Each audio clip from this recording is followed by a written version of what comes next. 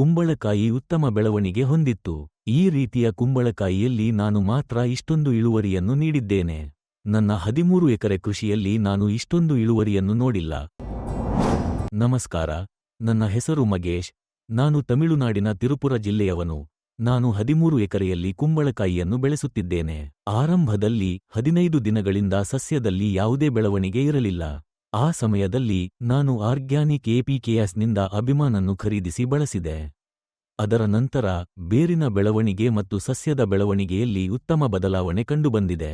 ಸಸ್ಯವು ಹಸಿರು ಬಣ್ಣದಲ್ಲಿ ಆರೋಗ್ಯಕರವಾಗಿ ಕಾಣುತ್ತಿದೆ. ಎಲೆ ಮತ್ತು ಹೂವಿನ ಬೆಳವಣಿಗೆಯೂ ಉತ್ತಮವಾಗಿತ್ತು.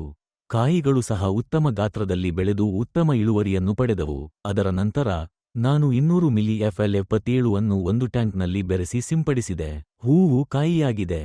ಸಸ್ಯವು ಚೆನ್ನಾಗಿ ಬೆಳೆಯುತ್ತಲೇ ಇತ್ತು. ಅದರ ನಂತರ ನಾನು ಆರ್ಬಿಕ್ಸ್ ಅನ್ನು ಬಳಸಿದ್ದೇನೆ. ನಾನು ಅದನ್ನು ಹನಿ ಮೂಲಕ ಬಳಸುತ್ತಿದ್ದೇನೆ. ನೀರಿನ ಬಳಕೆಯೂ ಕಡಿಮೆಯಾಗುತ್ತದೆ. ನೀವು ಒಮ್ಮೆ ಮಾತ್ರ ಖರ್ಚು ಮಾಡಿ ಅದನ್ನು ಬಳಸಬೇಕಾಗುತ್ತದೆ ಮತ್ತು ನೀವು ಉತ್ತಮ ಫಲಿತಾಂಶಗಳನ್ನು ಪಡೆಯುತ್ತೀರಿ. ಈ ರೀತಿಯ ಕುಂಬಳಕಾಯಿ ಬೆಲೆಯಲ್ಲಿ ಇಷ್ಟೊಂದು ಇಳುವರಿ ಪಡೆದಿರುವುದು ನಾನೊಬ್ಬನೇ. ನನ್ನ 13 ಎಕರೆ ಕೃಷಿಯಲ್ಲಿ ಇಷ್ಟೊಂದು ಇಳುವರಿ ಬಂದಿರುವುದನ್ನು ನಾನು ಇದುವರೆಗೆ ನೋಡಿರಲಿಲ್ಲ. ಆರ್ಬಿಕ್ಸ್ ಬಳಸಿದ ನಂತರ ಕುಂಬಳಕಾಯಿ ನೋಡಿ, ಅದು ಎಷ್ಟು ದೊಡ್ಡದಾಗಿದೆ.